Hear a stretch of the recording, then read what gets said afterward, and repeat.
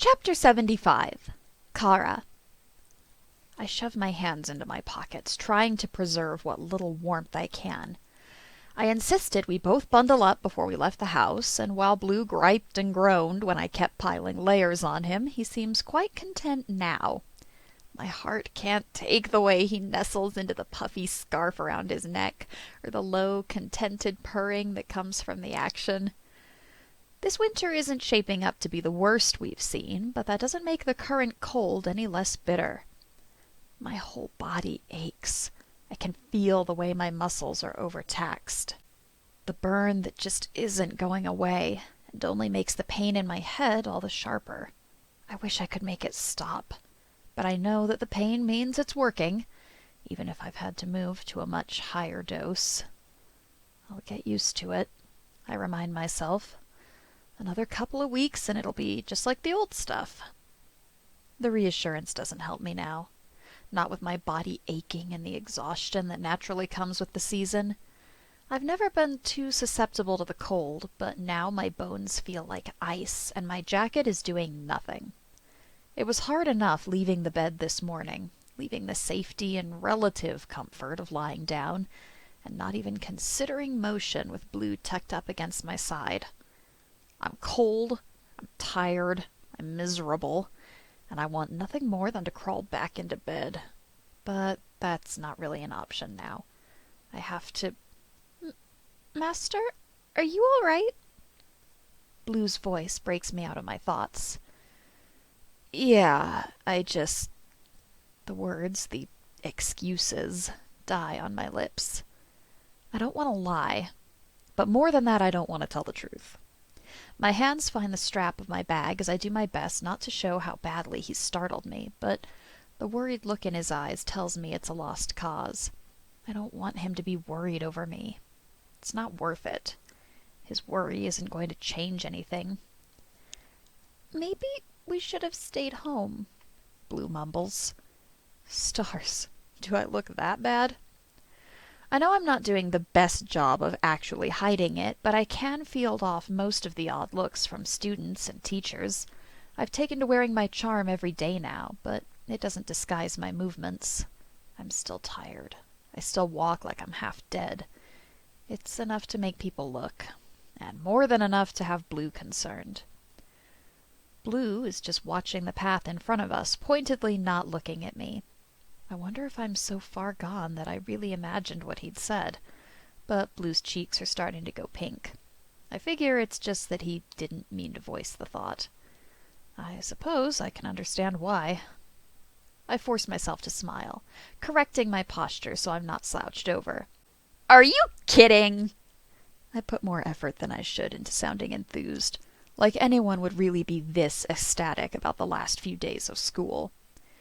My last 2 finals today, and then I get to sleep for eons.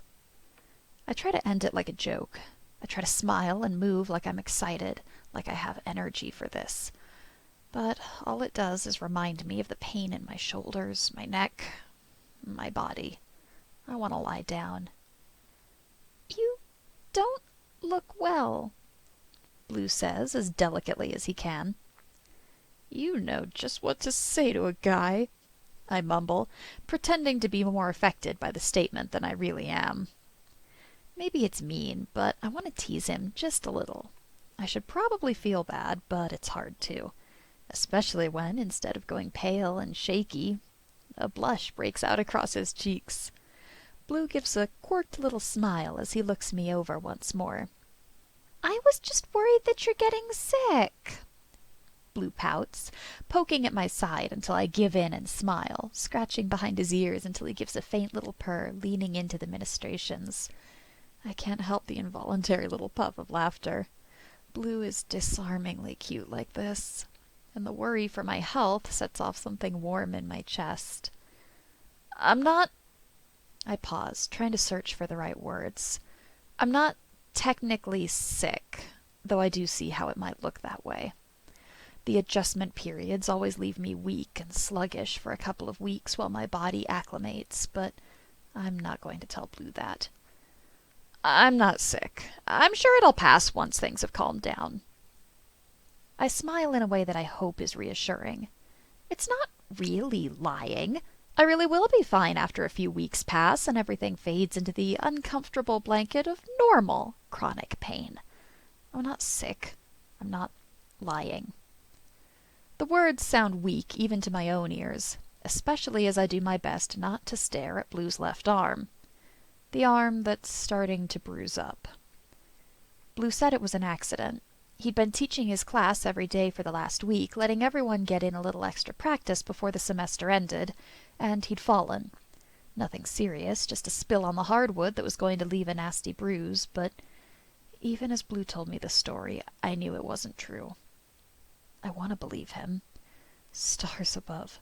I want to believe him, but there's something in me that knows it's wrong. He might have fallen in class, but a bruise like that would only come from a more significant height. Like if he fell from... I stop myself before I can even let the thought take shape. It's impossible anyway. I just had a bad dream. There's no way it could be happening again. You've been very tense. Perhaps you would benefit from a massage. Blue's voice shocks me out of that disastrous line of thought, and I find myself clinging to his words. Is that an offer I'm hearing? I prod, quirking a brow. This isn't a talent he's talked about in the past, but there's nothing in his posture that suggests that he's being less than sincere. Either way, I can't help but think about how nice that would be. I don't really care if he's particularly skilled. I don't doubt Blue can list all the training he's received, detailing all of his experience in a jargon that won't make any sense to me, but I don't care. I think we're due for some time together, and the thought of actual physical contact has me nearly lightheaded. Well, I may not be accustomed to your amount of tension, but I'm certainly willing to try. Blue hedges delicately, but I can still hear the smile in his voice. Well, aren't you talented? I chuckle more to myself than anything, but Blue smiles that sweet little smile, and I swear my heart is melting. It may not be entirely appropriate, but I take Blue's hand in my own. We've stolen little moments together before, little scraps of affection, closeness, safety. It's usually just our pinkies, something small, something that can be easily overlooked and easily disentangled if we need. That or a quiet word of support, a stolen kiss when there's no one else in the halls. We haven't been this flagrant in public before, but I can't bring myself to care. This weekend we'd spent time together like we did before everything went to hell. There's no one to see us anyways, and I like the shade of pink that dots Blue's cheeks too much to take my hand back now. It's odd. Even though my body's a wreck at the moment, and Blue's usually not capable of pulling together his own body heat, the point of contact feels warm. The sky is oddly clear. It's a stupid thing to note, but I'm stuck craning my neck up like it's the first time I've seen the sky in months. So maybe I shouldn't be surprised that I see the bright-colored tile tops of the floating towers before we've even made it past the gate. I can't help the dread that comes over me as I watch the buildings get closer. Blue calls it first, just as we're reaching the gates.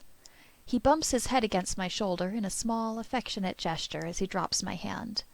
I try not to feel disappointed. It's necessary, I know that, but the ugly feeling still rears its head. To be fair, it's the only way it could have gone. I don't think I would have been capable of letting go first today. I don't care what the idiots I call my peers would have said behind my back. Blue's warm, and provides a stability that I cannot find in another source. I can just see the tops of the grounded buildings through the cover of the treetops.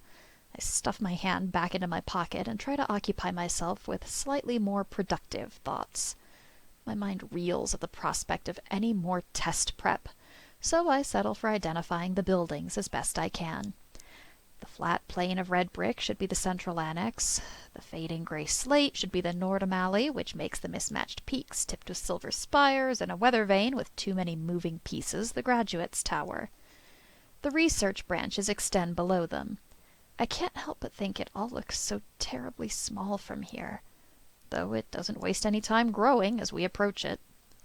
The only thing that doesn't get bigger is the number of students. There's usually a few people at least loitering around the green. Even if we are a little early for my test, there are earlier ones.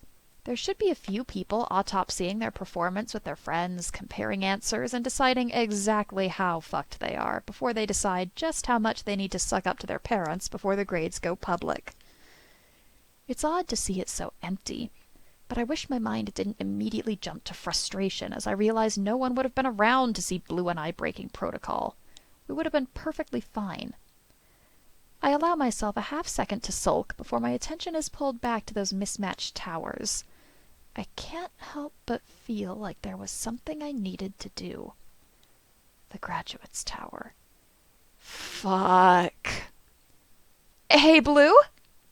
My voice comes out too high and too loud, and I have to do my best to just live with the discomfort of seeing Blue flinch at the sound of it. I'd almost completely forgotten about lies, about the research report I submitted in their name. I know it probably won't make up for the chaos, but the least I can do is warn them, right? I'm sure the forewarning would be appreciated. Plus, it's not like they can do anything. The report's already sent. Everything's done already. I try to ignore the cold sweat forming on the back of my neck. What am I so worried about? I'm giving them credit for an awesome discovery. I'm sure the pull they'll gain from this will be well worth the momentary flash of attention. They'd probably be able to get anything published, any grant approved. It's a dream come true. Why would they be mad? It's a sound argument. Now I just wish I believed it. I've been pretty out of it, I admit, doing nothing to disguise the weariness in my voice. But with this being the last day, we'll have a pretty clear schedule after this, so can I ask you to remind me to tell... Blue cuts me off, his spine going rigid as my hand stops, inches from brushing his shoulders. What is that? Blue's question sounds more like a demand, but the rest of my body is focused on reacting to his physical state before I even have the chance to process his words. There are apologies on my lips before I can process exactly what's wrong, but thankfully some functional part of my brain alerts me that Blue doesn't sound scared or otherwise freaked out by our proximity. It wasn't me, so... I follow Blue's gaze. Sure enough, there's a group of people all clamoring and piled together at the doors like they're being pushed out of the school. There wasn't anything on the school's schedule, no events or anything that should be causing such a ruckus. I can't help but wonder if this is where everyone's gotten to. There's only a couple of people that I recognize, but they usually run in different circles, yet they're all trying to push through the crowd together. Stars, it looks like a free-for-all. What the hell has them all going crazy like this? I do my best to keep a safe distance from the crowd, but to be fair, none of them seem to notice me. So long as I stay outside of the striking distance of their elbows, all their attention is forward on the throngs of students filling the building. The halls are filled with students tripping over each other, all their words blending together too tightly for me to pick out any individual conversations. I was hoping that we could just slip in and slip out once all my exams were done for today. Dealing with a mob was not in my plans. I can't make out any reason for the students to be acting this way. There's no consistency, and the whole mess is making my head spin. Some students are jubilant, but most others seem to be in various stages of grief.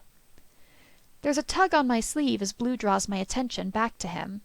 For some reason, the chaos is making him smile. He looks genuinely excited as he stares into the sea of students pushing and shoving like it's some kind of gift. Before I have much time to wonder if I managed to miss the signs of Blue becoming possessed, he points at the far wall. He's nearly bouncing on his heels, he's having such difficulty containing himself. "The scores are out!"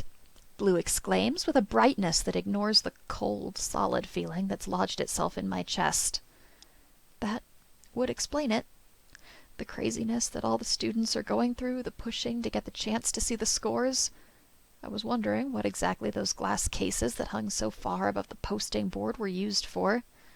I wonder if people had actually tried to grab the results in the past or otherwise destroy the list.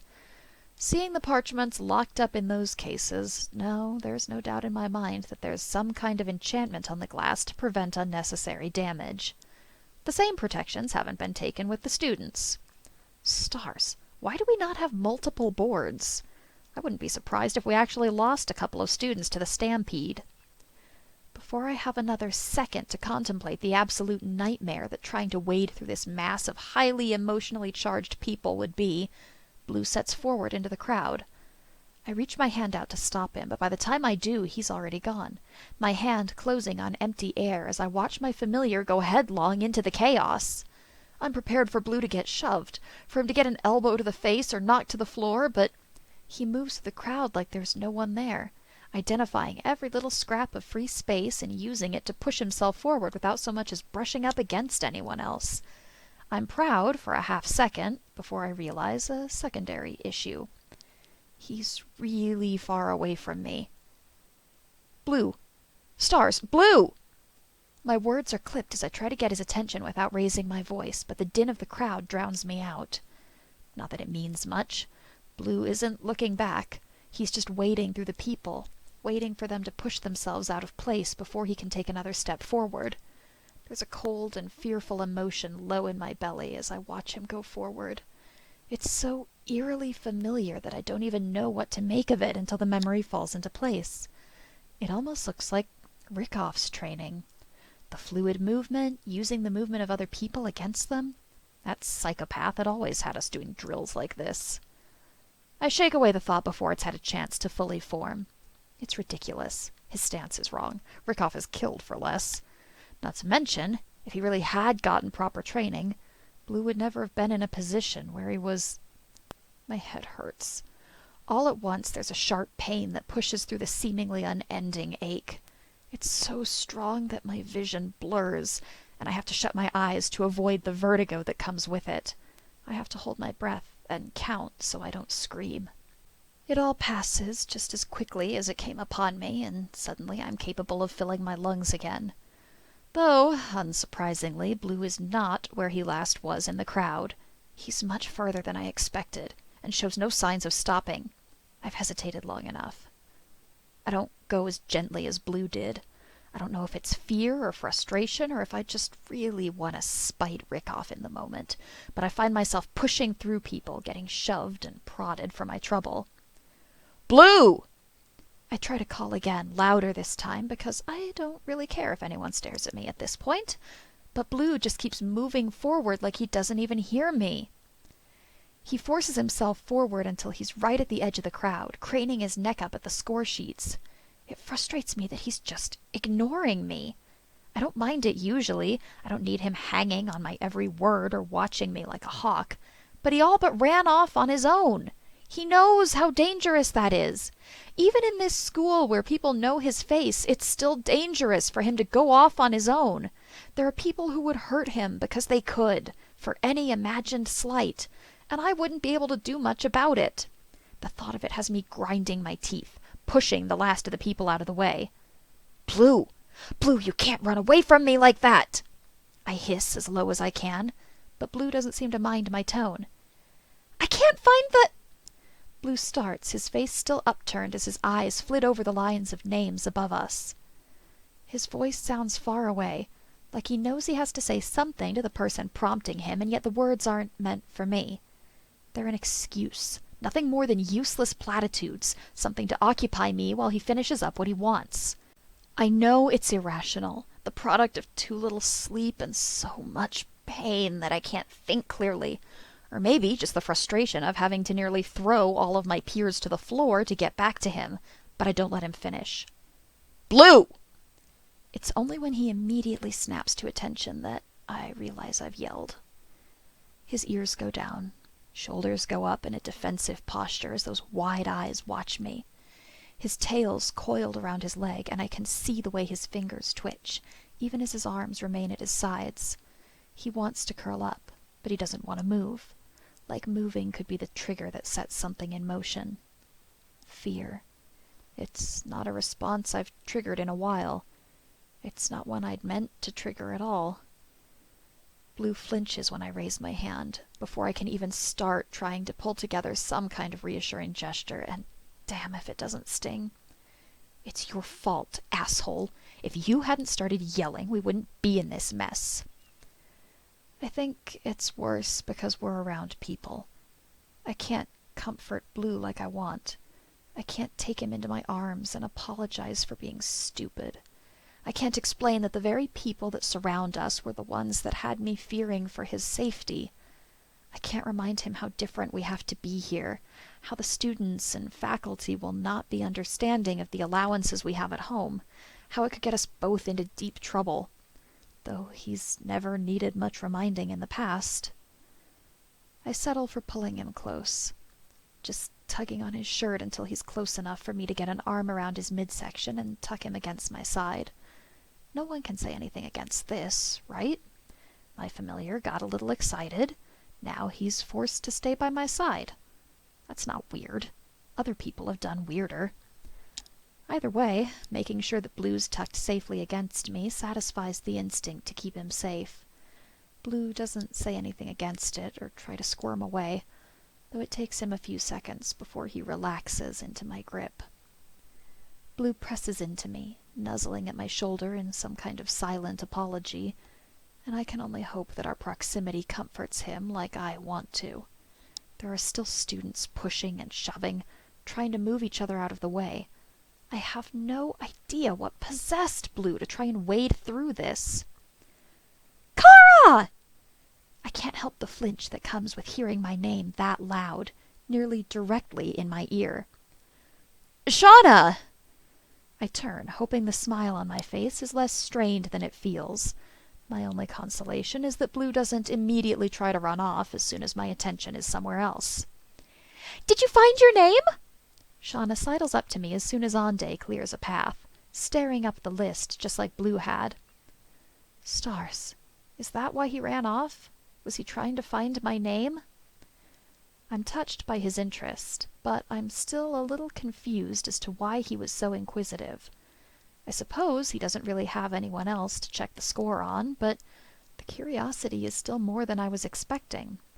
He didn't seem too captivated by the test when I'd taken it, but I suppose it makes sense that the intrigue would develop. It's all the students were talking about for a few weeks. No, I just got... I try to answer her, but she doesn't let me finish. I suppose she's already got the answer she needed. Well, come on then! She exclaims, cutting me off entirely as she links her arm with mine, pulling me further into this chaos. It's only then that I realize she's pulling me towards Day. He's making his way through the mass of students that seem to have abandoned all that sensational prince worship for the day, content to crush and bury him like any other. Day! Did you... Shauna starts, but she doesn't need to finish. I got honors, Day responds before the question is asked, and though he gives a smile, I can see the underlying disappointment in his eyes. You deserve highest. My mouth moves before I can really think it through. I know it sounds like an empty platitude, but it still seems to brighten his smile. Tests have never really been my strong suit anyways, even with a fantastic teacher. He chuckles, giving a quick shrug before he turns back to the boards. I didn't find your names yet, though. Good! Then no spoilers! Shauna stops him from saying any more, turning to squint at the sheets while Ande plays bouncer at her back so no one bumps into her. I can't help the chuckle that bubbles up at her excitement, a sentiment that seems to be shared by Day. I'm not as high energy as Shauna, and Day doesn't seem to have the elated intensity, but we can both appreciate Shauna in this moment. She gives us back that perspective that we seem to be lacking. Just students, just an exam, worried about normal things like they're the best and worst extremes that our lives will ever reach. I wonder what's happening in his world. I wonder how much Jet would know, if I should even bother trying to ask. Is the treaty going well? The divisions of land, political unions, pacts to honor in the future? There haven't been a lot of public stories about the progression of these delicate matters, especially not with the turn and Puaj splattered all over the front pages. It's kind of jarring. Of course Day doesn't really care how he did on the exam, even if he did bother studying with us. Even if Durian is considering taking on the metric as a measure of scholastic achievement, he's not really a student. He's a prisoner. He gets a pretty cage and the assurance that his country would retaliate if he met undue pressures. He gets to stay in a house of nobles that will call themselves his hosts. It's an honor for them, and he knows it, but it doesn't really change the situation. He's a set piece, a last-line show of trust. There is peace in the future, and to make that a reality, they have to leave one of their own behind. If this was happening naturally, then he would have been part of a pair. Nobility in place of nobility, sent to live in the other's house, learning the customs and culture of their neighbor. A gesture of trust, peace, understanding that any quarrel between houses would have to be resolved peacefully, given that they hold each other's children hostage. That's the way it's supposed to be. But as it stands now, he is the sacrifice his people have made themselves comfortable with. I wonder if he gets briefings from his advisors regularly, or if it's just the palace corresponding with the Council of Elders, and he's left entirely in the dark. I look away before he has the chance to catch me staring. It's bad enough to be in this kind of a situation. The last thing he needs is to feel like any more of a spectacle. I join Shauna in the mostly silent search for our names. The honors list is a good 50 people strong, but that doesn't take away the tension that sets into my body as I get further down the list. I check it twice, then once more before I give up on seeing my name there. I try not to feel the sting. Day's had magical study as a part of his life for a hell of a lot longer than I have. Just because we studied together doesn't mean I should expect us to score similarly. That nervous, nauseous feeling doesn't get better as I peruse the passing scores. My name's not there either. And before I let myself look at the failures, I make myself go through the list one more time. I can only hope I overlooked my name. The list is significantly longer than the honors list. I was going through it too fast, that's all. I'm sure my name's up there. I feel oddly empty. I should be mad. All this work, pulling myself through this hell, coming back to this stars-damned city and all the danger that comes with it, settling down for 2 years while everything got sorted out, just to get kicked out when I didn't make the cut. I should be pissed, but I just don't have it in me. I want to go back home. I want to crawl into bed and never leave. Hell, what's the point of coming in today anyways? I don't have to take my finals if I'm just going to get kicked out of the school. Shauna grabs me by the arm, shaking me so hard that I can practically feel the thoughts being flung from my mind. Before I have the chance to be mad at her, she points up at the lists with a light in her eyes that I don't believe I've ever seen before. Look! Look! Oh, stars! Kara, we did it! She screams in my ear, practically jumping up and down in her intensity. The corners of my mouth tilt into a smile just watching her, but I obediently follow her finger to where she's pointing before my heart stutters in my chest. It couldn't be. Could it? She's pointing at the short list. Highest honors. Stars, I whisper, more to myself than directly at anything else as I go through the names. Sure enough, hers is there. And so is mine. Well, we really must be smart. Shauna tries to joke, but there's some heavier tone in her voice that makes me look down. She's smiling, just about as wide as she can without breaking her face, but I can see the tears in her eyes, the way her whole face is going red and it's getting harder for her to breathe. Stars, I hadn't thought this was weighing too heavily on her. But I suppose that was my fault for not taking notice. Shauna realizes half a second after I do, dragging the back of her wrist over the tear tracks with an impeccable amount of grace. I know I would be on the floor sobbing right now if I was not literally surrounded by people. What does that make us? 2 out of 18? I smile, trying not to fumble over my words with the tightness in my throat. 2 out of 15 this year, Shauna corrects. 2 out of 15. I say it over and over again in my head. I can't believe it, and the whole situation is giving me this light-headed, giddy feeling. I'm on the verge of hugging her straight up, picking her up and spinning her around, when whatever precarious spell that's over us is broken and the crowd starts pushing again. It's less of a fight to get out than it was to get in. Still, I keep Blue close out of reflex. It's just to make sure that no one pushes or shoves without looking. We don't stop until we're firmly in the halls beyond the disaster of the main foyer, the area just as deserted as the school's green. Shauna gives it about 5 seconds before a giggling fit takes over, the cheerful noises bleeding over into me before I even notice what's happened. Ande must know something that I don't. Either that, or those happy feelings are a lot more contagious than I thought. He and Shauna curl into each other, seeming to bask in each other's presence as that buoyant air radiates out from them. Blue's got his own smile tugging at the corners of his mouth.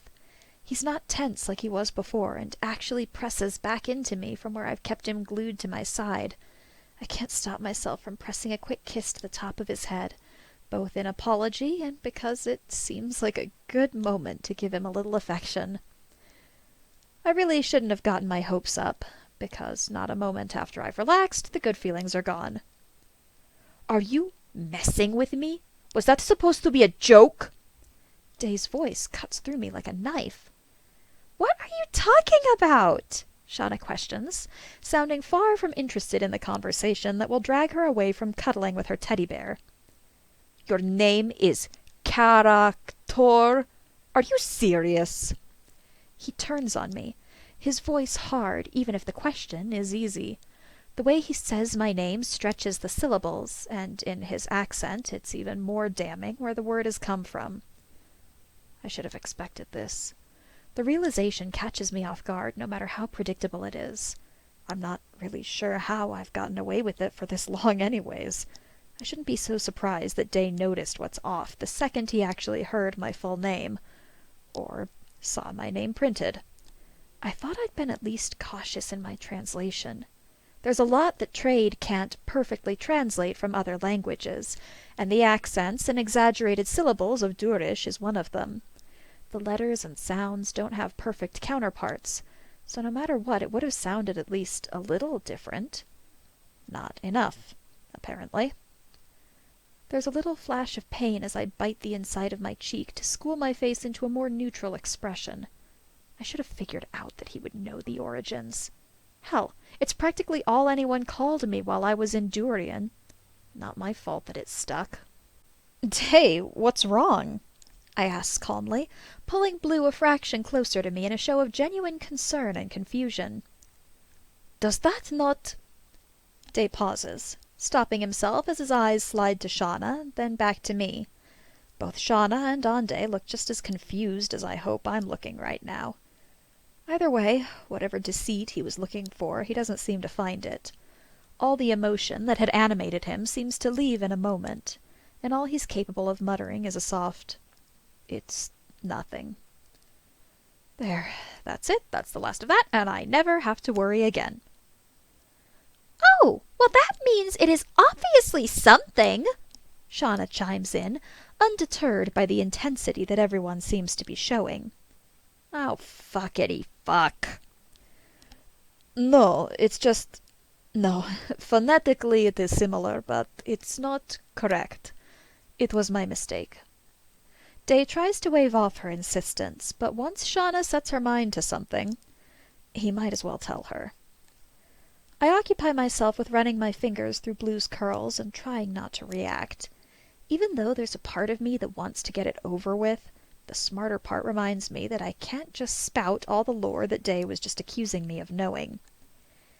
Day! Shauna whines in that special way of hers that's more of an entreaty than a wail, but will still have you agreeing to anything to get it to stop. I was simply mistaken, Shauna. Character. He pauses to enunciate the word correctly in his own language. It sort of means blank. Not blank literally, but something of a placeholder would be the best way to explain it. It's a part of a few folk tales. Oh, that's pretty cool, right, Kara? Shauna prods. It is pretty cool, but not at all close to what I thought he was going to say. I used to think it was because of the lazy writers in my ancestors' time. All the people in the recorded plays had literal translations as names, but, well, character doesn't actually mean blank, But it is the word we use for the wanderer, Day continues, sensing her interest. The wanderer? What the hell is that supposed to mean? What's the wanderer? Shauna prompts. Okay, so character shows up in a lot of different stories, but I thought it was just a way of naming unnamed characters in the script. I mean, they never do anything drastic, but they always have a reason for being there. There's never anything connecting them to the characters, but they have a subtle influence on all of the actual plots of any play. It's nothing major. They do one thing or bring about some lost artifact that happened to fall into their lap because of a lucky trade. They do their one thing and then leave, changing the course of events and popping up in every rendition like a bad weed. Day laughs at his own joke, and I have to wonder if this character is often portrayed as a comedic figure. I hadn't known about any of that. The people in Durian had taken to calling me something like that, but I thought it was because I was still struggling with my letters, and it did match up to the shortened version of my name that I'd introduced myself with. Eventually, I'd started using the moniker throughout my travels there, but I hadn't realized the significance. A wanderer, literally calling himself by the name of the wanderer in folklore. Stars, those people must have thought I was insane. Not that I really needed much help convincing people of that. I mean, it doesn't mean anything, Day continues, breaking me out of my own thoughts and reminding me that I'm still technically in the middle of a conversation that I would do well to pay attention to.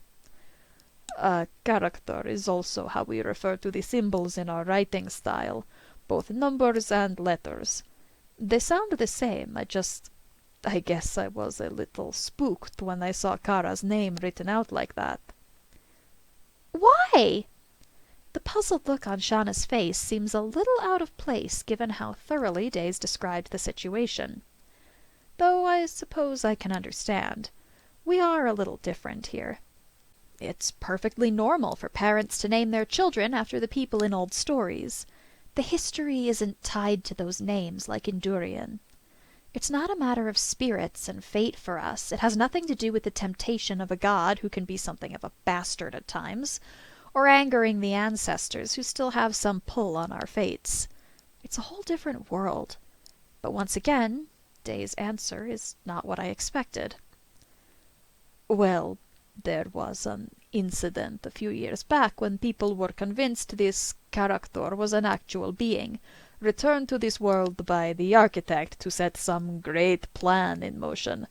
All the oracles were drooling over the concept. Day rolls his eyes like he couldn't care less, but I can see the tension in his body. Why the hell would they think their wanderer was a real person? Shauna asks, and all I can do is hold my breath as I ask the same question. Well, there was this prophecy. When the time comes that the sky burns with fire and the monsters return to this land, the wanderer shall challenge the seekers and spirit away the eye of the demon, and all shall be well.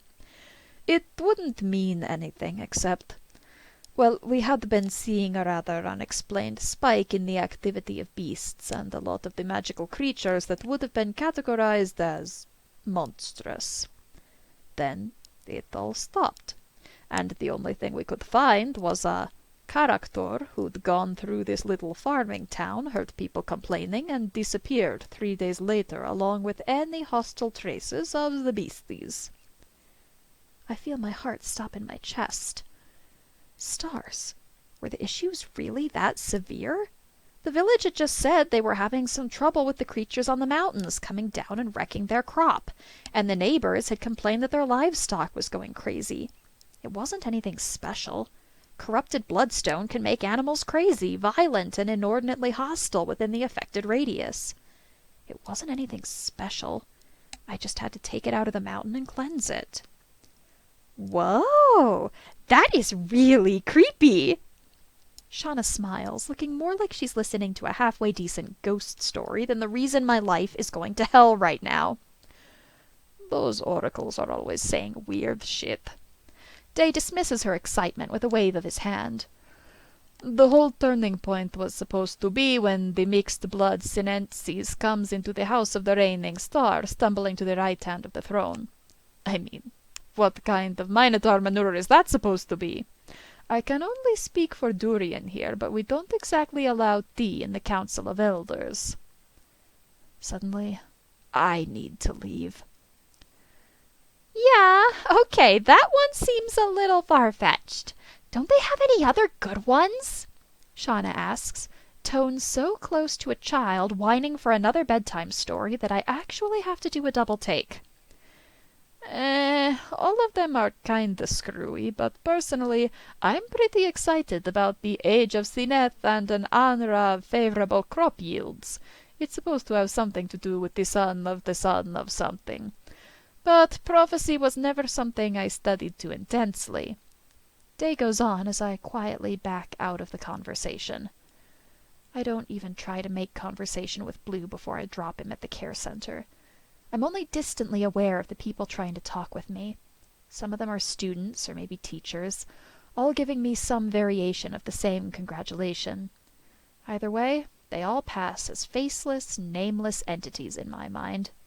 Even when a pair present themselves as representatives of some grander group, I barely hear what they're saying to me, their voices translating into nothing more than blank noise.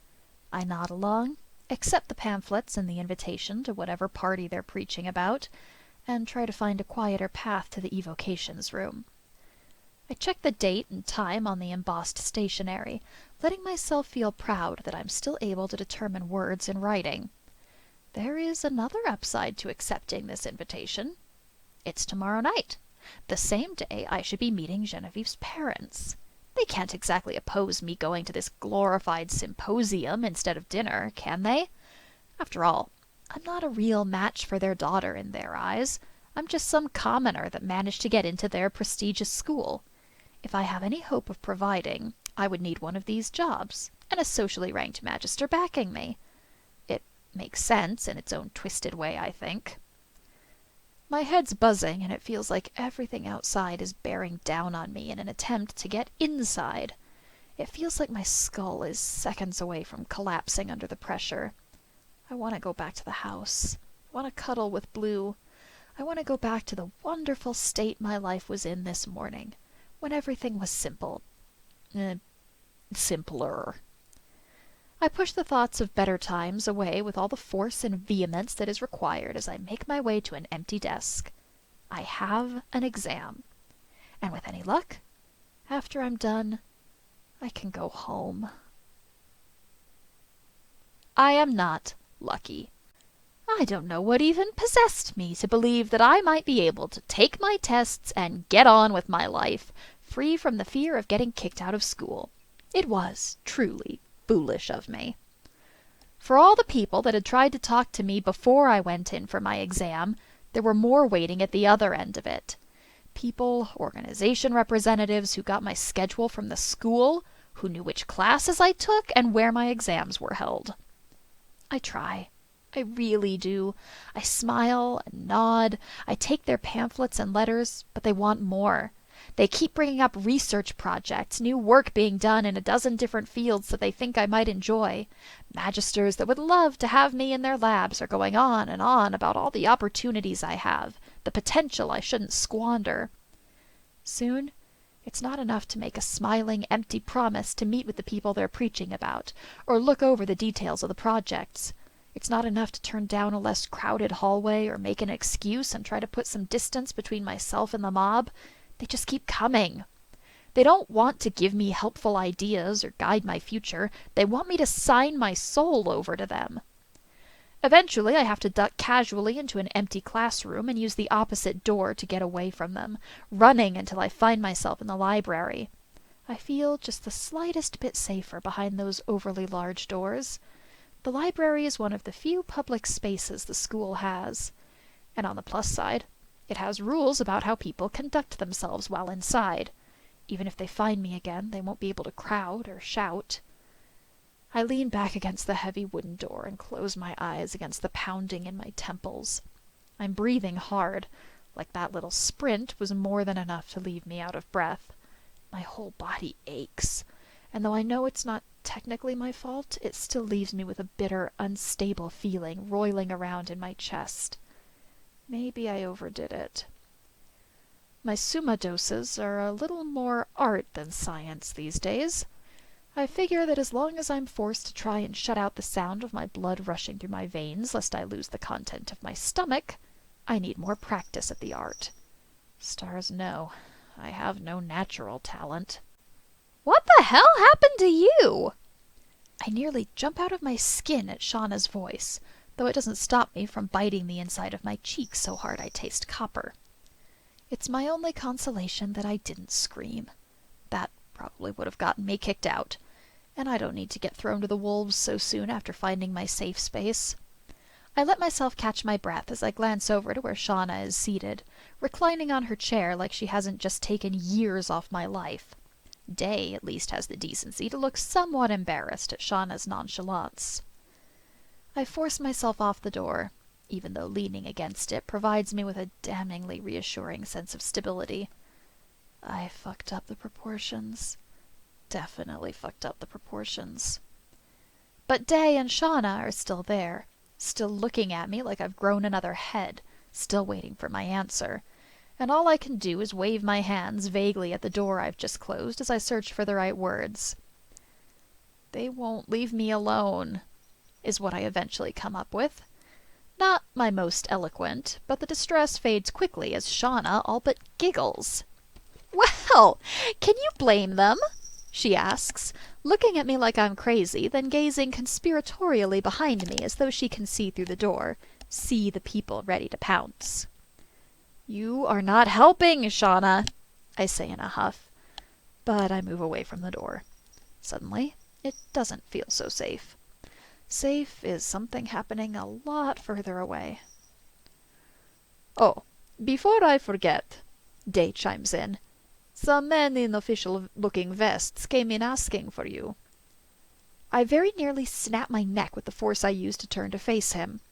A quick scan of the area reveals no flyers or emissaries sent to sway me to a cause, and I'm so close to collapsing it is a wonder I make it to one of the empty chairs at their table. "Yeah, Day, I know."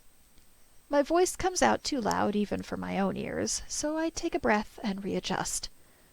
"I've been dodging the hunters all day," I admit, trying to ignore the shame in my voice. "The hunters?" Day parrots back to me, and I have a moment where I wonder if he's being deliberately obtuse, if someone was actually asking for me, or if he just wanted to see me have another heart attack, before Shauna's explaining.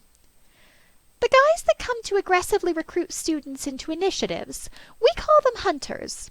Mostly." She pauses delicately, with all the prim sociability of the noble I keep forgetting her to be, as she allows the statement to draw on for a moment. "Sometimes we call them other choice things." Day seems to take this in as new information, and I immediately feel bad about assuming he had any other motivation. I've already learned one lesson about how much trouble a culture gap can bring. I thought I'd at least get a break before I got another. "Why aren't they after you?" I can't help the plaintive tone my voice takes on as I bring my attention back over to Shauna. "Are you kidding? I took their pamphlets and told them I would have the matriarch of the Coralle family review them before I made a choice. Told them I'd be going to their little party, too, since Dad won't move my little thanks for not failing out of school party up a couple weeks, so I have a conflict." Shauna rolls her eyes at that, the annoyance in her eyes real for once. She's always had a snappish form of humor, but this is more scathing, something deeper. Shauna might act before she thinks things all the way through, but she's always kept her temper in check. Something about one too many hothead jokes has turned her into the serene monk of the fire elementalist circles.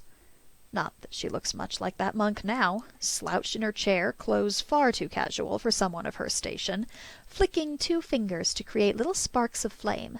She looks like she's ready to burn the school to the ground.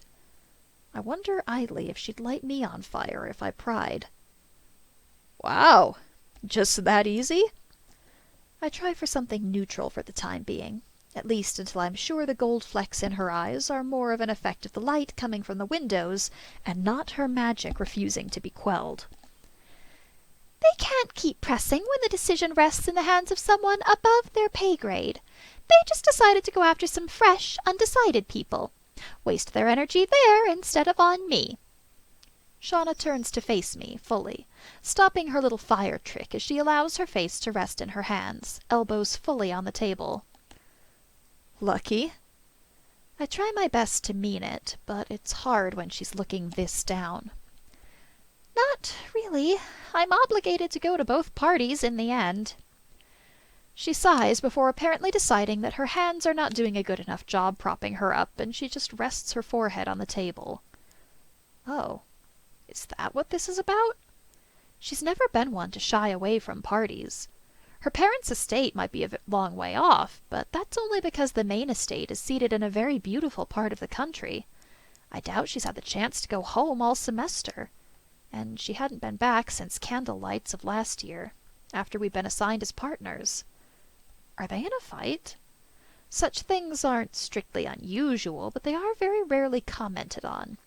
The anger never used to go further than strongly worded letters back home, and they certainly never left the room they were written in. I wonder what could have happened. Is that really such a bad thing? I mean, I'm sure a lot of students would really like to go. Day chimes in, trying his best to be diplomatic about the whole situation. You want it? You can go, I say at once, pushing the invitations, summons, letters, and pamphlets describing research opportunities at him. It's bad if you're as terrible as Kara at turning people down, Shauna groans, but does not lift her head from the table. That's not the primary concern. I flounder for a moment, trying to come up with something to back up my claim, but Shauna's already seized on the tails of my argument. But it won't stop you from coming out of the meeting with 5 new projects and a new fiancé.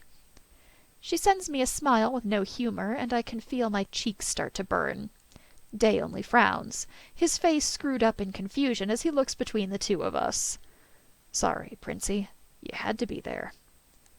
I am capable of saying no to nobles in a way that does not get me executed, I will have you know, I say, just short of sticking my tongue out at her to accentuate my point.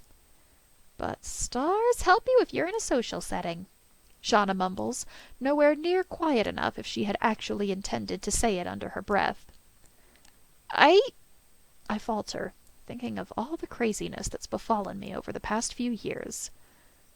Yeah, I admit, trying not to relay just how much my life flashed before my eyes. It's all right. Shauna's tone softens at my admission. They've got a whole bunch of people coming this year trying to spice it up so it's not just a bunch of crusty old mages trying to get people and funding for their projects. There's this guy they've been trying to get from the Northern Isles, but I'm pretty sure he's only confirmed for the conference later this year. He's got some project he's working on, and he's going to every bit of the known landscape to show off his results. She shrugs, like that information isn't something one of our more gossip-prone peers might spread around to anyone that would listen. Like that information could be given out casually. I can't imagine the kind of headache this kind of thing must be causing for everyone. There's no actual treaty with the Northern Isles, so arrangements have to be made with escorts, diplomatic officials, a translator if need be, temporary papers so that everything happens through proper channels. I shut my eyes against my own rapidly blooming headache as I try to just let my mind go blank. It's not my problem. I don't have to worry about it. And then, like the stars want to strike me down for my hubris, Shauna continues, because the news she shared already wasn't sensational enough. A better source has it that the Crown Prince is going to be there. Briefly, very briefly, I am certain that Shauna is trying to kill me. Twice in less than 10 minutes she's stopped my heart. Only this time she's made it impossible to breathe as well. Where did you hear that? The royals don't bother themselves with the issues of mages. I know I'm sputtering like a wide-eyed idiot, but I think I am more than due my strong reaction. They do when it's for publicity, shaking hands and spreading out enough money to keep the mages occupied for a little while. Shauna quirks a brow, studying me quizzically. You really didn't know the prince would be there? How the hell would I have known? I ask, ignoring the way my voice cracks. Well, Ande told me, and he only heard about it from Blue. I assumed you knew, she explains gently, like she's trying to talk me down from something. I already know my sanity's hanging by a thread. No need to remind me. The stars. I thought he would have told me. The words are hard to force out, but I do my best to make myself sound normal. It's pitiful how hard it is, but it puts me in the right headspace. There's nothing really wrong. I just need to calm down. The Crown Prince is visiting. It hasn't even been made public that he's returned to the capital, let alone that he will be attending any functions. The prince coming to a party I've already been invited to, that would make anyone jumpy. That, and having the news dropped with no warning. Usually there's a parade, a week of prep, something. I'm entitled to shock, surprise, a nap. I should be entitled to a nap. On some other continent, preferably. Guys, is it really that big a deal? Day chimes in again, blessedly silent about how hard I'm pressing my hands together under the table to keep them from shaking. No, it just means there's going to be a lot more nobles there, 1,000 times more security, and all that. I try not to think about it, even as Day nods along with my vague answers, clearly interested. And it's going to be a lot more like a high society party than it will be a symposium, Shauna finishes for me, becoming the new center of Day's attention. I say a silent thank you, but Shauna's attention is focused on Day. Really? Day asks, his tone wonderstruck like a child. It's different from what you're used to around here, Day. Magic and true aristocracy don't really mingle too well. It's a big thing if one of them comes and mingles with us. Even the highborn mages, Shauna explains. That just seems stupid. What about mages born into high families? Day asks. There aren't many, Shauna begins, slowly, gently, already anticipating that this explanation will receive a less enthusiastic response. But it kinda sucks for those who are. There's a lot of rules that high nobility have to work with, and a lot of the systems they end up being responsible for are, well, it's illegal for mages to be in charge of that kind of stuff. What? That doesn't make any sense.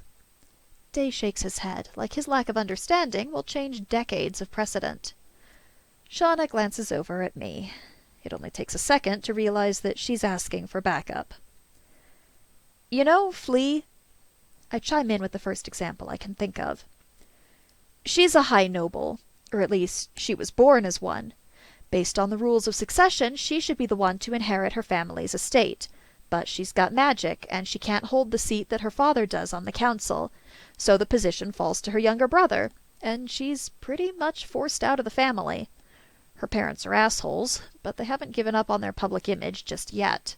They got her into this school and set aside a dowry for her.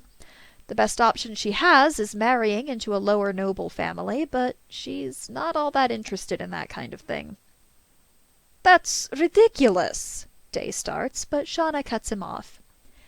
It's rare, Shauna says, like she's correcting him, like he's a child who used the wrong word and doesn't know what he's talking about. Even rarer in higher circles. Yeah, the only member of the council to actually be a mage practitioner is the Fontaine family, I add, when it looks like Day's about to launch into a speech about injustice and nobility reform. Genevieve? He says her name like it's a question, like he knows any other Fontaine family that happens to have a place on the council. Yeah, and that's only because of a stipulation in the law code. It's a very minor technicality that the Fontaines have been using for generations, Shauna elaborates, biting her lip as Day doesn't seem to take much comfort in the detail. Look, Kara, maybe it won't be so bad, Shauna says as she turns to me. Some high nobles and increased guard, they'll definitely have better food now, and they won't be so pushy on the students now that they have possible funding on the line. It's the best thing that could happen. Shauna, I try to stop her, but she just continues on. That foreign guy, the one from the Northern Isles, maybe they'll convince him to come for this party too. Apparently he wasn't at all swayed by the news the prince would be in attendance. They say that magisters rule in the Isles. Could you imagine? She tries to continue the new topic, but her voice dies as I get up and start moving towards the doors. The silence makes me pause. I know I'm being a dick, leaving in the middle of a conversation like I wasn't raised with manners. Both Day and Shauna are staring at me, probably wondering what happened to make me startle like I've seen a ghost. They don't know just how right they are. I'm sorry, I have to go take care of something. The bland excuse rolls off my tongue before I can think of something better, and they're nodding along like the polite people they are. I'll see you guys later. I hate that the promise sounds empty, even though I fully intend to keep it. Either way, I don't have time to spend on niceties. I don't have that much time until my last final, and I have to go find the two who gave me that invitation. I can't go to their little party. Not with the Dissaran. Not with so many high-ranking nobles.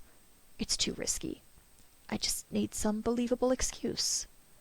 Something better than I don't want to go, at least. That's not a real excuse. Not something that would be recognized. I might have had a chance to get out of it earlier if I'd known what I was getting into, if I'd had something close to a warning, or if I'd known that the party was going to be more than an atrium full of mages manning their booths and trying to sign up new recruits. It's harder to get out of something than to refuse it outright. I wish I'd known ahead of time. Something startlingly close to anger starts to bubble. Why would Blue keep this a secret? He had no problem telling other people, so why keep me in the dark? I'm not thinking rationally. I know that. But rationality be damned for a moment. I'm tense, I'm tired, and more than anything, I don't want to deal with this. I want to march right into the care center and ask Blue why he thought keeping quiet was such a good idea. But I stop myself. He's not even there. He's teaching his class. Probably one more semester of tutelage away from making sure that no more familiars have to die because of the drain of casting. Doing good work because he's smart, and he thinks things through, and doesn't jump to conclusions, and is far, far too good for me. Everything's too bright for a second, so I let my eyes fall closed and slump against the wall. The herbs have never made me emotional before, but maybe it's just me. I haven't been taking care of myself. I need sleep. I need water. I need to stop putting off food just because I feel like shit. It's no one's fault but my own. I shouldn't have upped my dosage before making sure my body was fine. It had just felt like such a risk to put it off at the time. My mind quiets that line of thought as I see the two I've been looking for. Stars. It might help if I remembered their names. Excuse me, sir. I try to start as polite and respectable as possible, but the shorter of the two just smiles warmly, inviting an informal air to our conversation that I hadn't been expecting from a man of his station. "Ah, Mr. Couture, how are you?" he asks, and I'm stunned as a flurry of obscenities flood my mind. Why the hell does he remember my name when I can't even remember his? "Did you need something?" the other asks, his entire nature seeming to contrast his smiling companion as he draws himself up to his full height, narrowing his eyes at me. He seems fully content to use the disparity between our ranks. "Actually, yes." I give myself a moment to take a breath, wondering exactly when my chest got so tight. "I regret to tell you that I won't actually be able to make it to the party." "I don't understand." The short one, I think he introduced himself with an "oh" something, tilts his head in confusion, that warm smile disappearing. "I can't come to the, reception your organization will be hosting." I try again, my face burning at my stumbling. "But you already said you'd come," the tall one insists, though I'm starting to realize his gruffness as more of a personality trait than a sign he doesn't care for my presence. I shouldn't be backing out. He wants to tell me as much. I can see the look on his face. He wants to yell at someone and call it a lesson. I know the type. I wish he was wrong, but I really shouldn't be backing out of an obligation. It's dishonorable. No clearer sign that I don't belong in their social strata. At the moment, I'll take being an uneducated commoner over going to the party. Sir, I really must insist. It is an excellent opportunity to get some recognition, to get your name out there. I shouldn't be telling you this, but the Crown Prince himself will be at the event to shake the hands of all the brilliant students who scored so well on their quals. He stammers, struggling with the vernacular in a way that makes me wonder just how recently he's been assigned to a department where he has to deal with mages. I simply must insist. All the interesting proposals of every capable mage will be presented. Surely you want a project worthy of your talents. At least listen to the initiative proposals from the leaders themselves, he persists, listing all the reasons I really should be going to this event. Who cares if it's good for my future? I go to that event, and I'll be dead. I'm afraid I'll be drawn in by overly charismatic academics. If you want a true judgment in my involvement, then I must humbly request that I receive these proposals in post, so that I may go over them in my own time. I'm sorry for the inconvenience, but this is the way the decisions must be made. I stand my ground, smiling that courteous little well-mannered smile that even the tall one can't say anything against. Then just the party, sir. He tries again, and I have to bite my tongue not to scream. Why the fuck are they so hell-bent on my presence there? They can't actually want me to come to their prestigious event. Some little nobody from nowhere with no recorded family. Who cares if I scored well? I've got to be more of a security risk than an honored guest. Then again, maybe that's why they want me. People love their stories, and little nobody comes to the big city and goes to magic school, keeping pace with nobles and pulling off a top score is a story they might like to pass around. I'm regretting rushing off to talk to them. My heart feels like it's about to leap out of my chest. I'm starting to feel cornered, even though I'm pretty sure that's not their intention. Or at least, it's not the smaller ones. I wish I'd asked Shauna to come along, or maybe Day. But I instantly feel bad about that thought. I shouldn't use my friends as a shield. Not even if Day's rank might leave them much more interested in him than me. I think the whole scenario is made just that much worse by the stunning lack of students in the halls. There's only a few people here today. Some of the faculty members, proctors for exams, and only the students who have exams scheduled for today. Looking around, I barely see anyone I recognize, let alone a friendly face. There's a couple people in robes that denote upperclassmen, a teacher's assistant scurrying under the weight of several pounds of papers, and Genevieve. Stars! Why hadn't I thought of that in the first place? You see, I say, all the little pieces falling together in my head as I struggle to keep a smile off my face. I must ask that you excuse me and send my regards. I'm meeting my girlfriend's parents that night. What? The tall one looks like he's going to kill me. I have to admit, if I were on the other side of this, it would sound just as crazy as I think it does to him. As it is, I sound like some love-struck fool who'd really put his love life before his scholastic career. You see, the Fontaine family has graciously opened their home to me, and I cannot break a prior engagement. It would be terribly rude. I bat my eyes innocently, as though I didn't just name-drop the highest-ranking mage family in this country. Technically, the family outranks just about any organization. A social event, particularly a private one hosted by them, would have infinitely more draw than a symposium that happens annually. The representatives know that, and they accept their defeat, nodding their understanding and making weak pushes to remind me about the more private events that are hosted by magisters trying to recruit for their projects. I nod with them, smiling and making empty promises to look into such events and projects when I am capable. We part ways amicably, though I can see in the set of their shoulders they wanted a different outcome. The tall one's angry, but his partner seems almost burdened. I count my blessings as they are. I doubt I'll get the honor of another. I don't waste any time after my last exam is done. I'm not staying in one place so that I can get cornered by any more of those damn hunters again. If I'm quick, I can get Blue before anyone has the chance to notice I've already left. Then I shouldn't have to come back on campus until the start of next semester. Stars. Next semester. That's going to be a whole new nightmare. But at least I won't be asked to socialize. For the time being, I'll be holed up in the house, avoiding anything that even remotely looks like an official summons, and spoiling Blue rotten.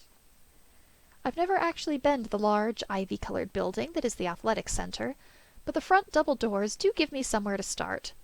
The woman, the coati Blue had mentioned a few times, that runs the front desk of the athletic center is less than helpful.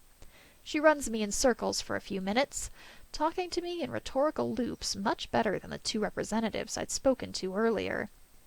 I have to grind my teeth to keep up a polite smile.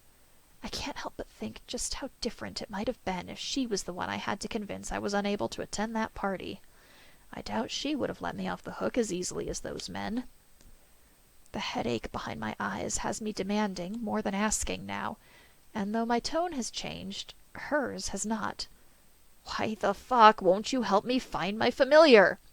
I want to scream, or do something similarly uncivilized when it hits me. That's probably why she's not being so helpful.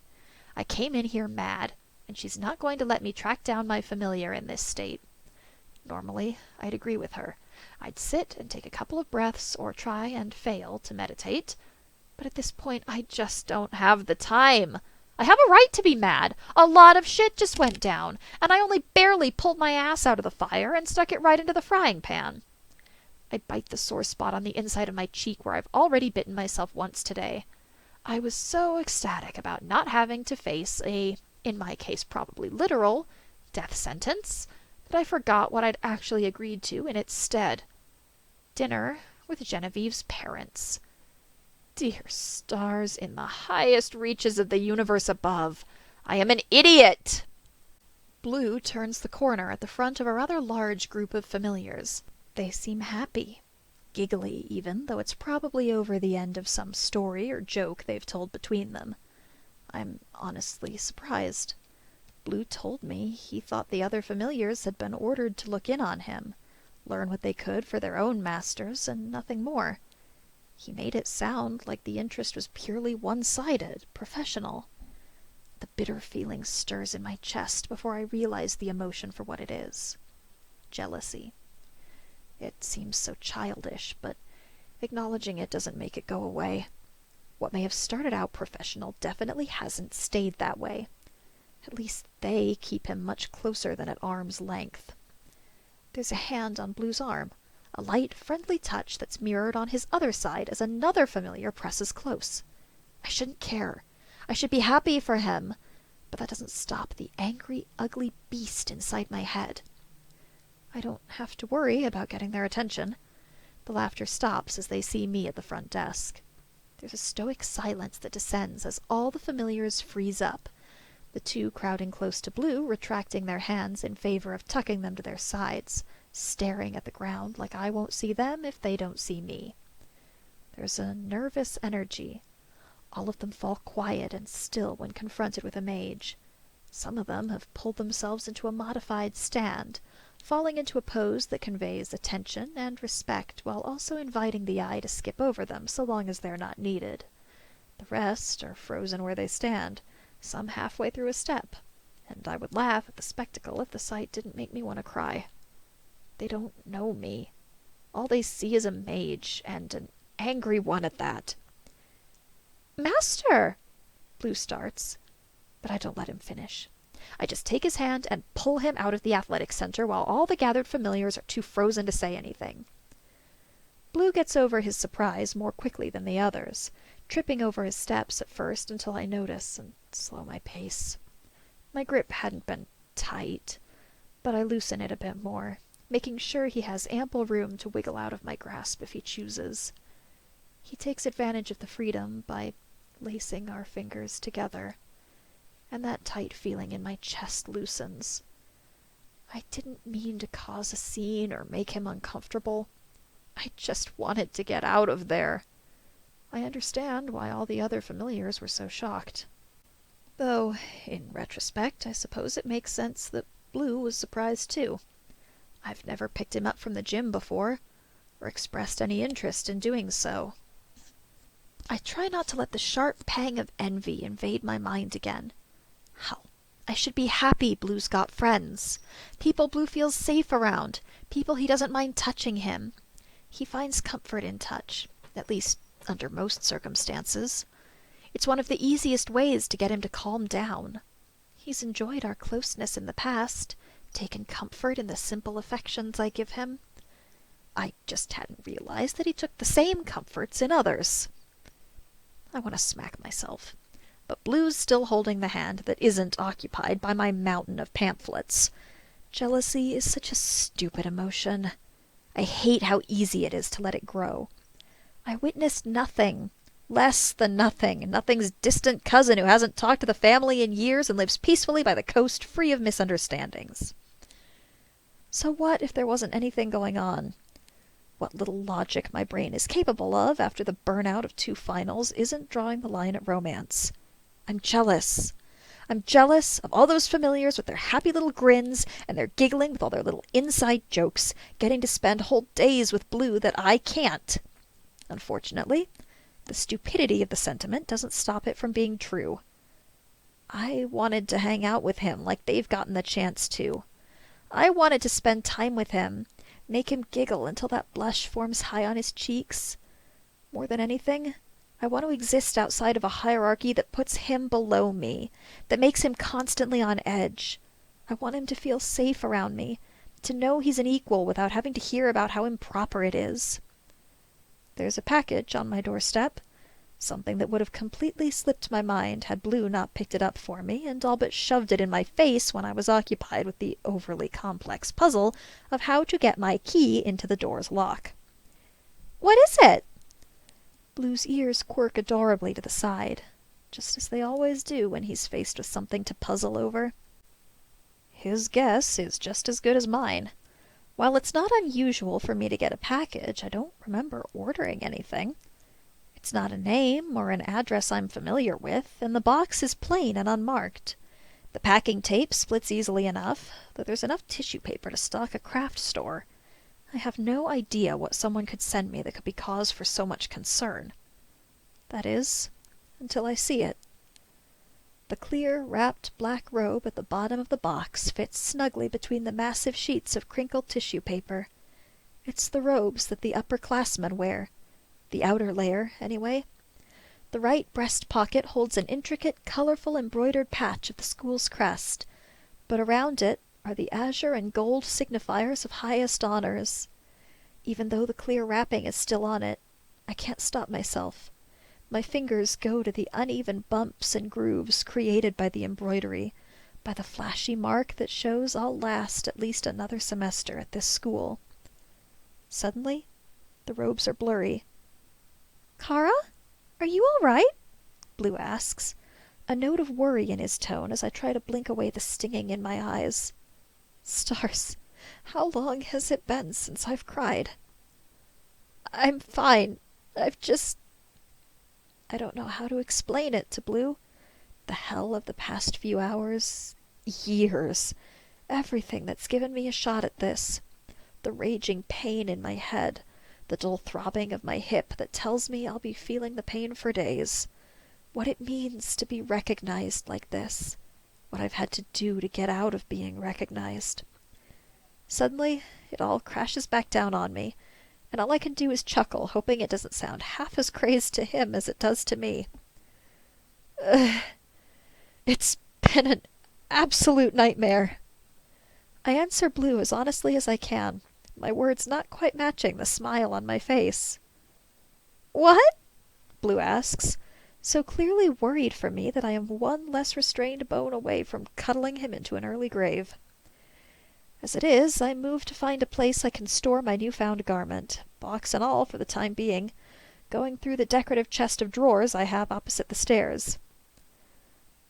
These guys from the Promenade Society or something, they've been on my ass all day, and I begin, figuring it would be easiest to start with the most recent wreck, when Blue cuts me off.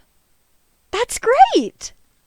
He beams, smiling up at me like it's the best news he's ever heard, not the start of a very long tale of how screwy my life has become. "What are you talking about?" I want to take it back the second the words leave my mouth. I didn't mean to speak so harshly. It just came out. I try not to make it obvious as I pinch the bridge of my nose in an effort to relieve some of the pressure in my head, or at least distract from it. I don't really care which anymore, so long as something helps.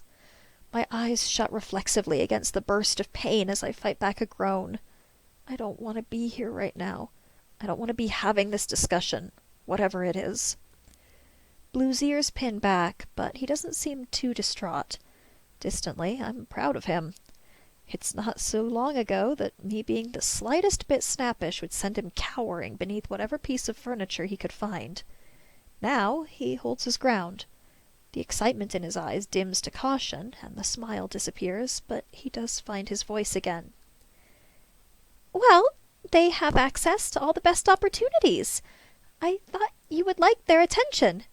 There's a great deal that—" Blue starts, sounding so much like he's a part of their recruitment poster that I have to cut him off. "You thought I would—" I parrot back numbly, before his meaning clicks in my head. "Wait, are you saying they were so interested because of something you did?" Well, yes. I mean, it was all your accomplishments. I thought...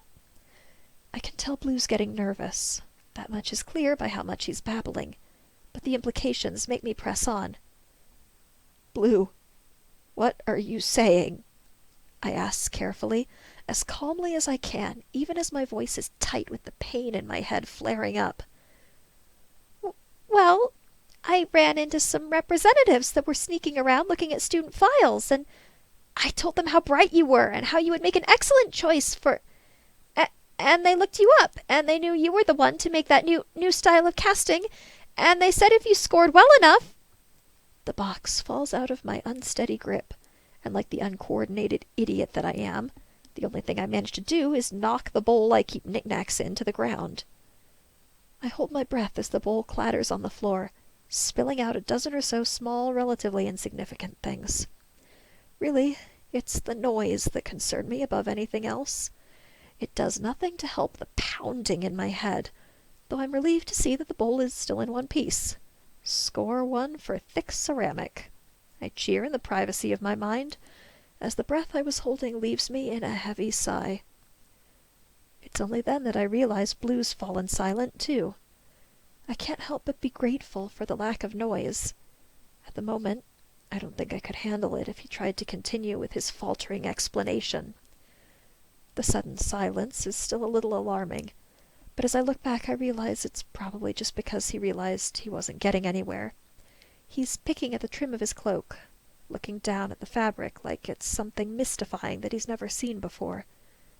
I know that pose, the nervous energy that he tries not to acknowledge. He's scared. He's probably going to wait for permission to speak. I grind my teeth, frustrated beyond words that we're back to this once again. "So, it was you." I say it more to myself than anything as I nod along with my own train of thought. Blue's explanation clears up a few things. It certainly makes a little more sense why those men wanted me to attend their event. It's one thing to want to make sure that you have the full set of top scorers at your party. It's another to try and ensure the presence of a student who's known for making such a big stink over the effectiveness of the channelings that have been standard for centuries. Blue put me on their radar. He talked me up when most other familiars would have stayed silent and buried their heads. Stars! I never thought all of that work to get Blue to come out of his shell would backfire on me so spectacularly. Blue's voice dies on him the second he's made a sound. The full-body cringe that comes with it has me scrambling to say something. "Blue, that was—" I start, but my voice dies in my throat, too. What can I say? It was reckless, for certain. Blue had no idea what kind of temperament those men could have had. He shouldn't have inserted himself into their conversations. He could have gotten himself hurt. I want to say that he shouldn't go around telling people who I am and what I've done, but that seems equally useless. They would have looked into me eventually. No matter what, I scored highest honors. They were going to look into my record at some point. There was no real point in trying to hide something like that. I can't really blame him for any of the dangers of the party either. Even though he had known that the prince was coming, I've given him no reason to be wary of Desseran. He probably would have thought it a unique honor. Stars! I curse at myself, shoving the heel of my hands against my forehead and letting the dull pressure ease some of the ache. That was unbelievably stupid! It probably isn't a great idea to pound on my head, liquefying whatever brains I have left, but I let myself go for a minute. The sharp pain is an almost soothing distraction. I didn't mean to cause trouble. Blue's voice falters, so thin and shaky that when I crack open my eyes, I'm not surprised in the slightest by the tears gathering at the corners of his eyes. Right. It's not his fault. He just didn't know. Warnings are better late than never. Blue, those guys are a hell of a lot more than trouble. I start, letting my aggravation pour out just a little as I give him a fuller picture of the current situation.